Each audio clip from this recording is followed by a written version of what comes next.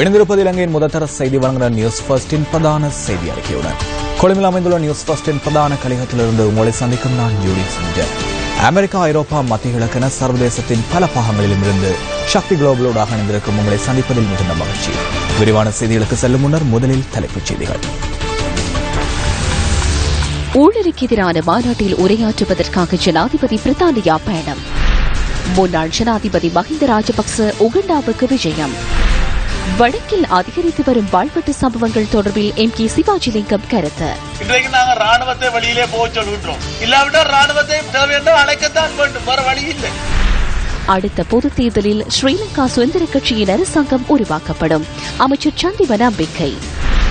இலங்கை விவகாரத்தினாலேயே கடந்த காலத்தில் காங்கிரசுடனான உறவு முறைந்தது.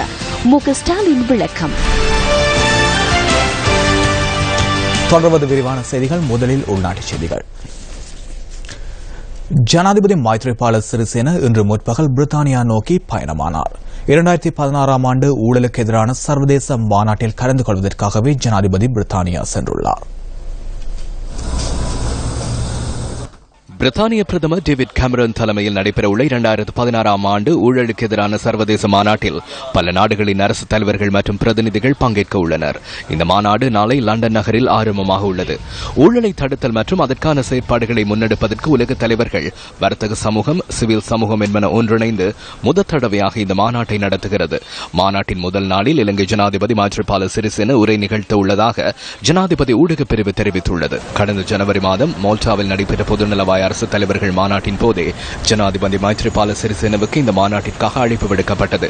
ஊழலுக்கு எதிராக சர்வதேச மட்டத்தில் முன்னெடுக்கப்படும் நடவடிக்கைகளுக்கு இணக்கப்பாடு எட்டுதல், ரகசியமாக முன்னெடுக்கப்படும் இதுபோன்ற பிரச்சினைகளை அடையாளம் காணுதல், அரசாங்கத்தின் நம்பகத்தன்மை, சர்வதேச ஊழலுக்கு எதிரான சட்டங்களை வலுப்படுத்தல் போன்ற விடயங்கள் இந்த மாநாட்டின் போது ஆராயப்பட உள்ளது. ஊழல்களை இனங்கண்டு அதனை மறைப்பதற்கு இடம் வழங்காமல் தண்டனை வழங்கல் மற்றும் தண்டனை வழங்கும் செயற்பாடுகளுக்கு ஒத்துழைப்பு வழங்கல் போன்ற இலக்குகளை அடையும் வகையில் மாநாட்டின் இறுதியில் இணக்கப்பாடு எட்டப்பட உள்ளது. ஜனாதிபதி மைத்ரிபால சிறிசேன இந்த விஜயத்தின் போது பிரித்தானிய பிரதமர் டேவிட் கேமரனை சந்தித்து இருதரப்பு பேச்சுவார்த்தையிலும் ஈடுபட உள்ளார். முன்னாள் ஜனாதிபதி மஹிந்த ராஜபக்ச இன்று காலை உகண்டா நோக்கி பயணமானார். அந்த நாட்டு ஜனாதிபதி யுவேரி முசவேனியின் பதவியேற்பு நிகழ்வில் கலந்து கொள்வதற்காகவே முன்னாள் ஜனாதிபதி அங்கு சென்றுள்ளார். மஹிந்த ராஜபக்சவுடன் பாராளுமன்ற உறுப்பினர் காமினி லோகுகி மற்றும் தெஹிவளை கல்கிசை மேயர் தனசிறி அமரதுங்க உள்ளிட்ட சிலரும் இந்த விஜயத்துடன் இணைந்துள்ளனர். கடந்த காலங்களில் அணிசேரா நாடுகளுடன் பேணப்பட்ட உறவுகளின் பிரதிபலனாக இந்த அழைப்பு கிடைத்ததாக முன்னாள் ஜனாதிபதியின் ஊடகப் பிரிவு தெரிவித்தது.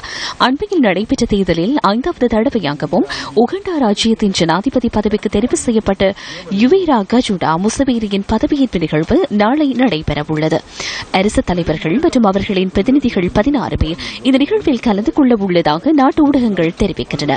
ஜிம்பாப்வே ஜனாதிபதி ராபர்ட் முகாபே, தென்னாப்பிரிக்க ஜனாதிபதி ஜேக்கப் சுமா, தென் சூடான் ஜனாதிபதி செல்வா கிர் மற்றும் தான்சானியா ஜனாதிபதி ஜோன் பொம்பே மகுபூலி ஆகியோரும் இவர்களில் அடங்குகின்றனர். ஜனாதிபதியின் பதவியேற்பு நிகழ்வுக்காக உகண்டாவில் நாளை விடுமுறை தினமாக பிரகடனப்படுத்தப்பட்டுள்ளதாக வெளிநாட்டு தகவல்கள் தெரிவிக்கின்றன. மஹிந்த ராஜபக்ச உள்ளிட்ட குழுவினர் இன்று பிற்பகல் உகண்டாவை சென்றடைந்துள்ளனர். மஹிந்த ராஜபக்சவுடன் ரஷ்யாவுக்கான முன்னாள் தூதுவர் உதயங்க வீரதுங்கவும் இணைந்துள்ளதாக தகவல்கள் தெரிவிக்கின்றன. உதயங்க வீரதுங்க தனது பேஸ்புக் பக்கத்தில் பதிவேற்றியுள்ள இந்த பதிவினால் அது உறுதியானது. இதற்கு முன்னர் உதயங்க வீரதுங்க மஹிந்த ராஜபக்சவுடன் தாய்லாந்து விஜயத்தில் இணைந்திருந்தமை தொடர்பில் அதிகம் பேசப்பட்டது. உதயங்க வீரதுங்க தொடர்பில் சுமத்தப்படும் பல்வேறு குற்றச்சாட்டுகள் குறித்த விசாரணைகளுக்கு புதிய பிரவேசத்துக்கு சென்றுள்ளதாக இன்று நடைபெற்ற அமைச்சரவை தீர்மானங்களை அறிவிக்கும் ஊடக சந்திப்பில் தெரிவிக்கப்பட்டது. அதன்படி குற்றவியல் விடயங்கள் தொடர்பிலான பரஸ்பர சட்ட ஒத்துழைப்பு பெற்றுக் கொள்ளும் நோக்கில் யுக்ரைனுடன் உடன்படிக்கையில் ஈடுபடுவதற்கு அமைச்சரவை அனுமதி கிடைத்துள்ளது. காணாமற் போயிருந்த உதயங்க வீரதுங்க சிங்கப்பூருக்கு சென்று முன்னாள் ஜனாதிபதியுடன் பாங்காக்கில் 2 நாட்களை கழித்துள்ளார். ஏன் அவருக்கு எதிராக மது பலிசாரினால் நடவடிக்கை எடுக்க முடியாது?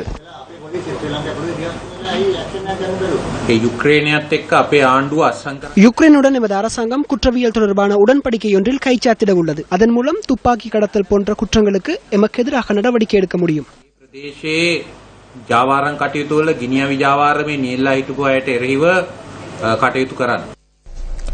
இதேவேளை மஹிந்த ராஜபக்சவின் உகண்டா விஜயம் இன்று நடைபெற்ற ஊடக சந்திப்புகளில் முக்கிய தலைப்பாக மாறியது. தோல்வியடைந்த முன்னாள் ஜனாதிபதி உகண்டா செல்கிறார். தாய்லாந்திற்கு சென்று கொடுக்கல் வாங்கல்களில் ஈடுபட்டார்.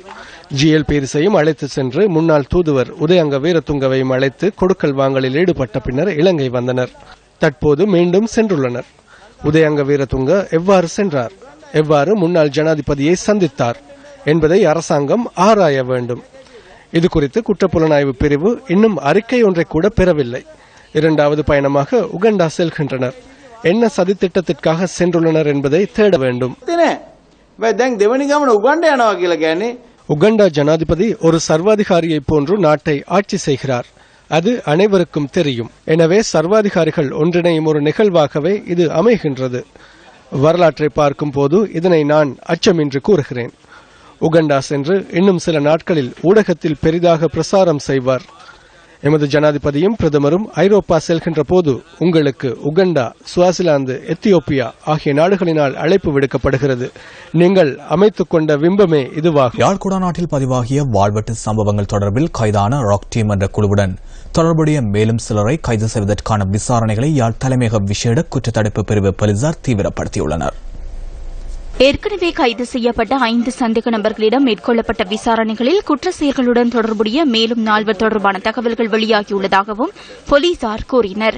இவர்கள் பல்வேறு கொள்ளை சம்பவங்களுடன் தொடர்புடையவர்கள் என்பது ஆரம்பகட்ட விசாரணைகளில் தெரியவந்துள்ளது. சந்தேக நபர்களிடமிருந்து 2 கைக்குண்டுகள், 3 வாள்கள், கைக்கோடாரிகள் மற்றும் மோட்டார் சைக்கிள் என்பன கைப்பற்றப்பட்டிருந்தன. கைக்குண்டுகளை குண்டு செயலிழக்க செய்யும் பிரிவினரின் உதவியுடன் செயலிழக்க செய்வதற்கும் ஏனைய பொருட்கள் தொடர்பான ரசாயன பகுப்பாய்வு அறிக்கையை பெற்றுக் கொள்வதற்கும் யாழ் தலைமையக குற்றத்தடுப்பு பிரிவினர் நடவடிக்கை மேற்கொண்டுள்ளனர். யாழ்குடா நாட்டில் கடந்த 1 மாத கால பகுதியில் பதிவான பல்வேறு குற்ற செயல்களை அடிப்படையாக கொண்டு யாழ் பிராந்திய குற்றத்தடுப்பு பிரிவினர் மேற்கொண்ட நடவடிக்கைகளின் போது 5 சந்தேக நபர்கள் நேற்று முன்தினம் கைது செய்யப்பட்டு விளக்கமறியலில் வைக்கப்பட்டுள்ளனர். ஏனைய சந்தேக நபர்களை கைது செய்வதற்கான இரவு நேர ரோந்து சேவைகள் மற்றும் திடீர் சோதனை நடவடிக்கைகள் யாழ்குடா நாட்டில் விஸ்தரிக்கப்பட்டுள்ளன. இதேவேளை வடமாகாண சபையின் நேற்றைய அமர்விலும் வடக்கில் பதிவாகும் வாழ்வெட்டு சம்பவங்கள் தொடர்பில் கருத்துகள் பரிமாறப்பட்டன. எங்களுடைய மாண்புமிகு முதலமைச்சர் அவர்கள் பேரளவிலே சட்டம் ஒழுங்குக்கு பொறுப்பாக இருக்கிறார். இன்றைக்கு நீதித்துறையிலே இருக்கக்கூடியவர்கள், இன்றைக்கு மேல் நீதிபதி அவர்கள் நடவடிக்கை எடுப்பதால் தான் மேல் நீதிமன்ற நீதிபதியை மக்கள் இரட்சகர் போல, கடவுள் போல பார்க்கக்கூடிய ஒரு நிலைமை உருவாகிறது. ஆகவே அவரிடம் மாத்திரம் ஒருவருடைய தலையிலே பொறுப்பை போட்டுவிட்டு இந்த வாழ்வீச்சுக்காரர்களுடைய ஜாலங்களை எங்களுடைய மக்கள் தொடர்ந்து சகித்துக் கொண்டிருக்க வேண்டும் என்று கூற முடியாது. ஆகவே முதலமைச்சரவை தள்ளிவிட்டு நாங்கள் நிற்க வேண்டும் என்று அல்ல, முழுமையாக நாங்கள் அணிவகுத்து நிற்க வேண்டும். இது ஒரு சமூக சீரழிவு. எல்லா இடத்திலேயும் பிரச்சனை இருக்கும். ஆனால் இந்த பிரச்சனைகள் இவ்வாறு விஸ்வரூபம் எடுப்பது இப்பொழுது கொஞ்ச காலமாக போருக்கு பின்னர் தான் இன்றைக்கு நாங்கள் ராணுவத்தை வழியிலே போக சொல்கின்றோம். இல்லாவிட்டால் ராணுவத்தை தேவை என்றால் அழைக்கத்தான் வேண்டும், வேற வழி இல்லை. அந்த அளவு நிலைமை இருக்கிறது. மேல் நீதிமன்ற நீதிபதி அவர்கள் விசேட அதிரடிப்படையை அழையுங்கள் என்றிருக்கார். அதுபோன்ற போலீசாருடைய உதவியை பெற்று இதை சமூகத்தை மோசமான நிலைமையிலே இருக்கிறவர்களை கட்டுப்படுத்த வேண்டும். இது யாழ்ப்பாணத்தில் இருக்கிற நோய் மெல்ல மெல்லமா கேன்சர் மாதிரி குடாநாட்டின் ஏனைய பகுதிகளுக்கும் எங்களுடைய வன்னி பெருநில பரப்புக்கும் மற்ற இடங்களுக்கும் பரவ வழிகிட்டால் அங்கே சில நேரம் பழைய ஆயுதங்கள், புதைச்சி வச்ச ஆயுதங்களையும் தூக்குவார்களா இருந்தால் நிலைமை மோசமாயிருக்கு. சட்டம் ஒழுங்கு முதலமைச்சருக்குரிய முழுமையான அதிகாரம். போலீஸ் அதிகாரம் இல்லையே ஒழிய சட்டம் ஒழுங்கு முதலமைச்சருக்குரிய அதிகாரம். அவர் அதை முழுமையாக பாவிக்க வேண்டும். இதுக்கு காரணம் யாரு, பின்னணி என்ன, ஏன் இப்படி இங்கே அதிகரிக்கின்றது என்று நாங்கள் மாகாண அரசு இதை ஆய்வு செய்தோமா? இன்றைக்கு பாடசாலை மாணவர்கள் வாள்களை கொண்டு திரிந்து வெட்டி கொலை செய்கிற அளவுக்கு துணிந்திருக்கின்றார்கள். சில முக்கியமான இணைவில் போன்ற பகுதியிலே யாழ்ப்பாணத்திலே பிரபல பாடசாலையை சேர்ந்த மாணவர்கள். இப்படியெல்லாம் மாணவர்களுடைய கல்வி, அந்த கலாச்சாரத்துக்குள்ளே இந்த கலாச்சாரம் பூந்து விளையாடுகின்றது. இது திட்டமிட்டு திணிக்கப்படுகின்றதா, எங்களை அழிக்கணும் என்று செயல்படுத்தப்படுகின்றதா என்றெல்லாம் யோசிக்க தோணுது. உடனடியாக இதை நிறுத்துவதற்கு இந்த மாகாண அரசு முயற்சிக்கவில்லை என்றால் ஒட்டுமொத்தமாக எங்களுடைய எதிர்காலத்தையே குழி தோண்டி புதைக்கிறதுக்கு நாங்களும் துணை போவர்களாக இருப்போம். புங்குடுதீவு மாணவி சிவலோகநாதன் வித்யாவின் கூட்டு பாலியல் வன்கொடுமை கொலை வழக்கில் கைது செய்யப்பட்டு விசாரணைக்குட்படுத்தப்பட்ட சந்தேக நபர்கள் 9 பேரையும் தொடர்ந்து 3 மாதங்களுக்கு விளக்கமறியலில் வைக்குமாறு யாழ் மேல் நீதிமன்றம் உத்தரவிட்டது. ஊர்காவற்றுறை நீதவான் நீதிமன்றத்தில் கடந்த ஒரு வருடமாக நடைபெற்று வரும் வித்யா கொலை வழக்கின் சந்தேக நபர்கள் 9 பேரின் ஒரு வருடத்திற்கான விளக்கமறியல் காலம் இன்றுடன் நிறைவடைந்துள்ளது. இதனைத் தொடர்ந்து சட்டமாதிபர் திணைக்களம் சார்பாக அரசு தரப்பு சட்டத்தரணி சகி இஸ்மாயில் சந்தேக நபர்களின் விளக்கமறியலை மேலும் ஒரு வருடத்தால் நீடிப்பதற்கான கோரிக்கை மனுவை யாழ் மேல் நீதிமன்றத்தில் தாக்கல் செய்திருந்தார். இந்த மனுவை ஏற்றுக்கொண்ட யாழ் மேல் நீதிமன்ற நீதிபதி எம் இளஞ்செழியன் முதற்கட்டமாக சந்தேக நபர்கள் 9 பேரின் விளக்கமறியலை 3 மாதங்களால் நீடித்து ஊர்காவற்றுறை நீதிமன்றத்தில் வழக்கு விசாரணையை தொடர்ந்து முன்னெடுப்பதற்கான கட்டளையை பிறப்பித்தார். அத்துடன் வித்யா கொலை வழக்கின் சந்தேக நபர்களை எதிர்வரும் ஆகஸ்ட் மாதம் 10ஆம் தேதி மீண்டும் யாழ் மேல் நீதிமன்றத்தில் ஆஜர்படுத்துமாறும் நீதிபதி கட்டளையிட்டுள்ளார். மேலும் வழக்கு தொடர்பான விசாரணை அறிக்கைகள் மற்றும் மரபணு பரிசோதனை அறிக்கைகளை துரிதப்படுத்துவதுடன் விசாரணைகளுக்கும் ஒத்துழைப்பு வழங்குமாறு குற்றப்புலனாய்வு பிரிவினருக்கு நீதிபதி எம் இளஞ்செழியன் கட்டளையிட்டுள்ளார். 4ஆம், 7ஆம், 9ஆம் இலக்க சந்தேக நபர்கள் சார்பாக ஆஜரான சட்டத்தரணி தமது கட்சிக்காரர்களுக்கு பிணை வழங்குமாறு விடுத்த கோரிக்கையை நீதிபதி இன்று நிராகரித்தார். பாடசாலைக்கு சென்ற மாணவி வித்யா வீடு திரும்பவில்லை. வித்யா சடலமாக மீட்கப்பட்டார். கொலையை கண்டித்து புங்குடுதீவு மக்கள் ஆர்ப்பாட்டத்தில். சந்தேகத்தின் பேரில் 3 கைது. வித்யாவின் இறுதி ஊர்வலம். கைது செய்யப்பட்ட 3 சந்தேக நபர்களும் விளக்கமறியலில். நாட்டின் பல பகுதிகளிலும் ஆர்ப்பாட்டங்கள் முன்னெடுக்கப்பட்டன. சம்பவம் தொடர்பில் மேலும் 5 சந்தேக நபர்கள் கைது செய்யப்பட்டனர். பாராளுமன்ற அமர்விலும் வித்யாவின் படுகொலை தொடர்பில் அனுதாபம். சம்பவம் தொடர்பில் 3 குழுக்கள் விசாரணை. யாழ் புங்குடுதீவு மாணவி வித்யாவின் கொலை தொடர்பான மரபணு பரிசோதனை அறிக்கை நீதிமன்றத்திற்கு சமர்ப்பிக்கப்படவில்லை. 10 சந்தேக நபர்களினதும் விளக்கமறியல் யாழ் ஊர்காவற்துறை நீதவான் நீதிமன்றத்தினால் நீடிக்கப்பட்டது. புங்குடுதீவு மாணவி சிவலோகநாதன் வித்யாவின் கொலைக்கு ஒருதலை காதலை காரணம் என குற்றப்புலனாய்வு திணைக்களம் நீதிமன்றத்தில் அறிவித்தது. வித்யாவை புங்குடுதீவைச் சேர்ந்த சந்தேக நபர் ஒரு தலையாக காதலித்து வந்தமையும் அந்த காதலுக்கு மாணவி தொடர்ந்து மறுப்பு தெரிவித்து வந்தமையும் விசாரணையில் தெரியவந்தது. இந்த கொலை சம்பவத்தை நேரில் கண்ட சாட்சியாளர் ஒருவரும் நீதிமன்றத்தில் முன்னிலைப்படுத்தப்பட்டிருந்தார். புங்குடுதீவு மாணவி சிவலோகநாதன் வித்யாவின் கொலைக்கு சுவிஸிலிருந்து வந்த மற்றொரு சந்தேக நபர் திட்டம் தீட்டிக் கொடுத்துள்ளதாக குற்றப்புலனாய்வு திணைக்களம் நீதிமன்றத்தில் அறிவித்தது. வித்யாவின் கொலை தொடர்பில் 13வது சந்தேக நபரை விரைவில் கைது செய்ய உள்ளதாக குற்றப்புலனாய்வு துறையினர் ஊர்காவற்துறை நீதவானிடம் அறிவித்தனர். வித்யாவின் கொலை வழக்கு விசாரணை தொடர்பில் ஜின்டெக் நிறுவனத்தின் தலைமை ஆய்வாளருக்கும் தகவல் ஊடக தொழில்நுட்ப மையத்தின் பிரதம பொறியியலாளருக்கும் ஊர்காவற்துறை நீதிமன்றம் அழைப்பாணை விடுத்திருந்தது. மரபணு ஆய்வு அறிக்கை சமர்ப்பிப்பதில் உள்ள தாமதம் குறித்து மே மாதம் 5ஆம் தேதி தலைமை ஆய்வாளர் மன்றுக்கு அறிவிக்க வேண்டும் என நீதவான் உத்தரவு பிறப்பித்திருந்தார். நீதிமன்ற நடவடிக்கைகள் குறித்து பொய்யான தகவல்களை வெளியிட்டமை தொடர்பில் குற்றப்புலனாய்வு பிரிவு அதிகாரியை நீதவான் கடுமையாக எச்சரித்தார். மரபணு விசாரணை அறிக்கை நீதிமன்றத்தில் சமர்ப்பிக்கப்படவில்லை. சிவலோகநாதன் வித்யா படுகொலை வழக்கின் மரபணு அறிக்கையை எதிர்வரும் தவணைகளின் போது சமர்ப்பிக்க உள்ளதாக ஊர்காவற்துறை நீதிமன்றத்தில் அறிவிக்கப்பட்டது. கொலை வழக்கின் 9வது சந்தேக நபர் போலீஸ் பிடியிலிருந்து விடுபட்டு கொழும்பிற்கு தப்பிச் சென்ற நிலையில் மீண்டும் கைது செய்யப்பட்டமை தொடர்பில் விரிவான அறிக்கையை சமர்ப்பிக்குமாறு ஊர்காவற்துறை நீதவான் உத்தரவு. யாழ் ஊடக அமையத்தில் வடமாகாண சபை உறுப்பினர் MK சிவாஜிலிங்கம் ஊடகவியலாளர் சந்திப்பு ஒன்றை ஏற்பாடு செய்திருந்தார். அந்த முள்ளிவாய்க்கால் படுகொலை இடம்பெற்ற அதே இடத்திலே அந்த நினைவேந்தல் நிகழ்வுகளை நடத்துவதற்கு வடக்கு மாகாண சபை உத்தியோகபூர்வமாக மாண்புமிகு முதலமைச்சர் தலைமையினால் அந்த நிகழ்ச்சிகளை பற்றி உத்தியோகபூர்வ அறிவிப்புகளை வெளியிடும். இலங்கை தீவுக்கு சுதந்திரம் கிடைத்ததாக சொல்லப்பட்ட அந்த 1948 இருந்து நடைபெற்ற அத்தனை படுகொலைகளையும் நாங்கள் நினைவு கூறக்கூடிய விதத்திலே தமிழக படுகொலை வாரத்தை மே மாதம் 12ஆம் தேதியிலிருந்து 18ஆம் தேதி வரை நடத்துவதற்கு நாங்கள் எண்ணியுள்ளோம். மே 18ஆம் தேதியை 7வது ஆண்டு அந்த நினைவு நாளை தேசிய துக்க நாளாக அனுஷ்டிக்க வேண்டும் என்ற வேண்டுகோளை நாங்கள் விடுக்க விரும்புகின்றோம். பெருந்தோட்ட தொழிலாளர்கள் தற்போது பாரிய சவால்களை எதிர்நோக்கியுள்ளதாக தொழில் மற்றும் தொழில் உறவுகள் அமைச்சர் WDG செனவிரத்ன குறிப்பிட்டுள்ளார். இதன் காரணமாக தோட்டத் தொழில்துறையை வளப்படுத்துவதற்காக அரசாங்கத்தினால் விசேட வேலை திட்டம் ஆரம்பிக்கப்பட உள்ளதாகவும் அமைச்சர் தெரிவித்தார். நிர்வாகங்களில் ஏற்பட்டுள்ள குளறுபடிகள் காரணமாக தோட்ட தொழில்துறையில் வீழ்ச்சி ஏற்பட்டுள்ளதாக அமைச்சர் WDJ செனவிரத்ன தெரிவித்துள்ளார். இதனால் மாதத்திற்கு குறைந்தது 20 நாட்கள் கூட தொழிலாளர்களுக்கு தொழில் வழங்கப்படுவதில்லை எனவும் இதனால் தொழிலாளர்கள் பொருளாதார சிக்கல்களை எதிர்நோக்குவதாகவும் அமைச்சர் WDJ செனவிரத்ன கூறியுள்ளார். தேயிலை உற்பத்தி குறைவடைந்துள்ளமையினால் நாட்டின் பொருளாதாரத்தில் வீழ்ச்சி ஏற்பட்டுள்ளதாகவும் அவர் சுட்டிக்காட்டியுள்ளார்.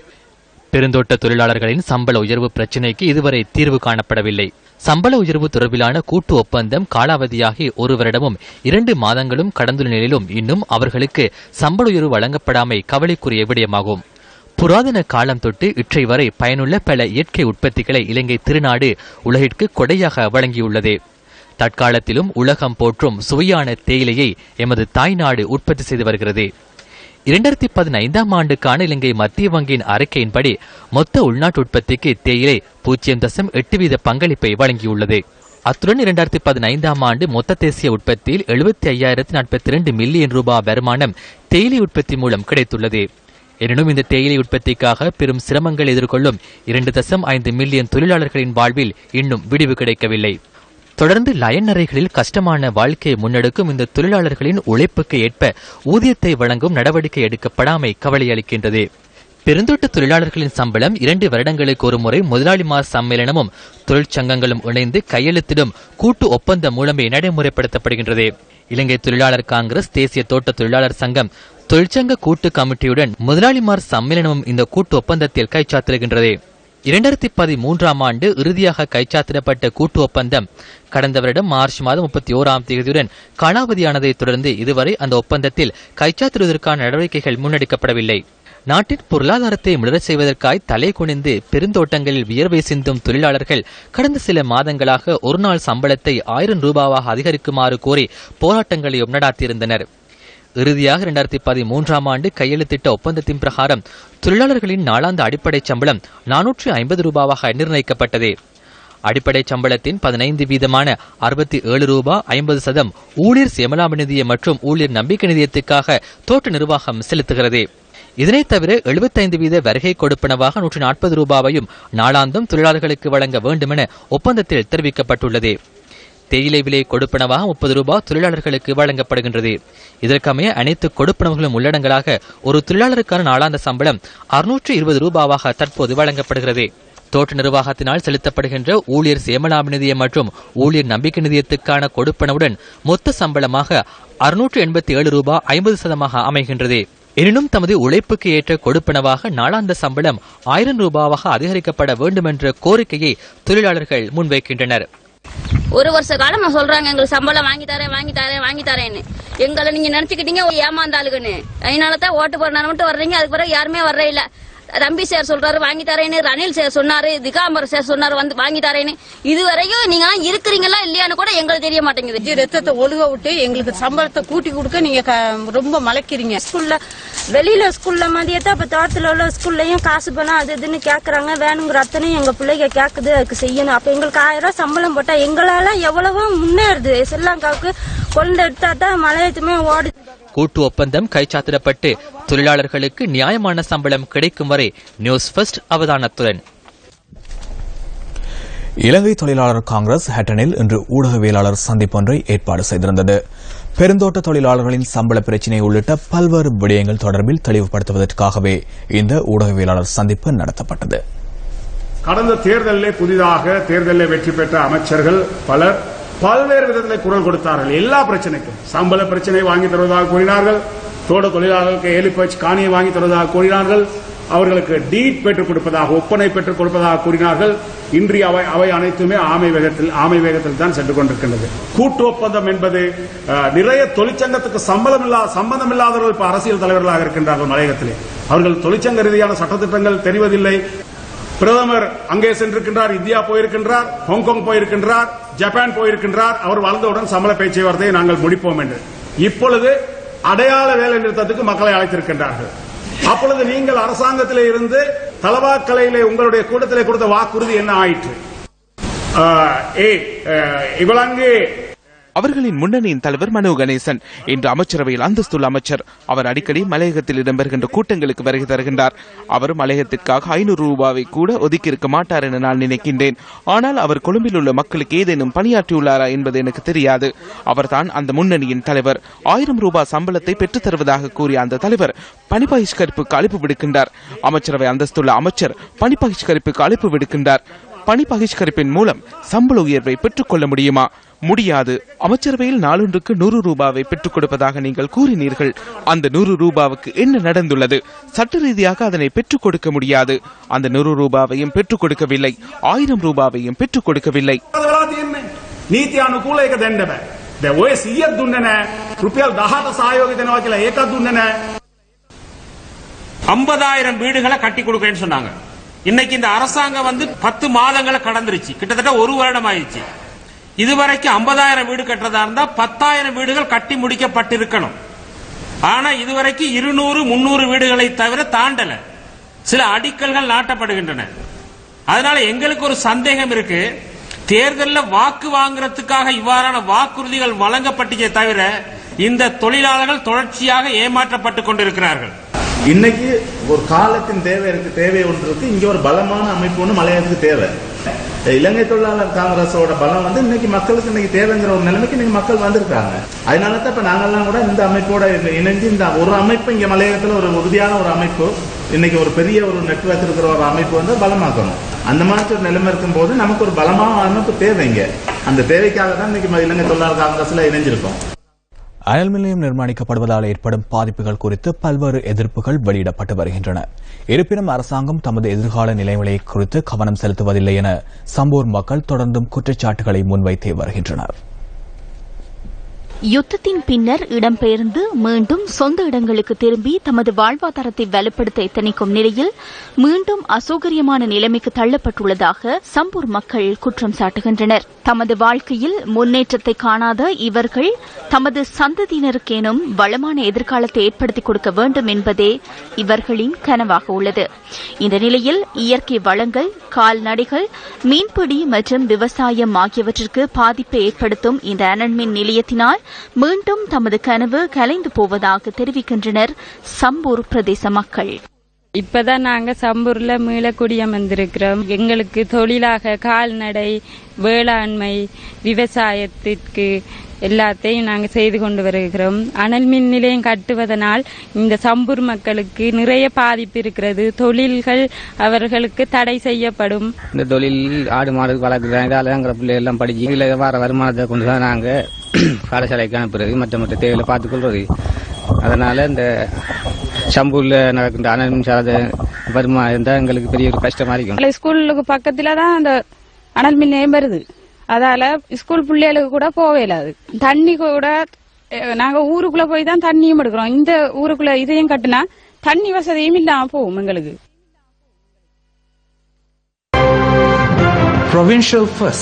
பிரதான அனுசரணை. யோஷித ராஜபக்ச இன்றும் போலீஸ் நிதி மோசடி விசாரணை பிரிவில் ஆஜராகினார்.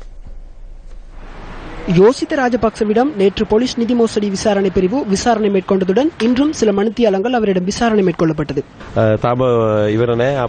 இன்னும் முடியவில்லை. மீண்டும் 2 மணி அளவில் வருமாறு கூறினார். நேற்று விசாரணை செய்த விடயங்கள் குறித்து தொடர்ந்தும் வினவினார்.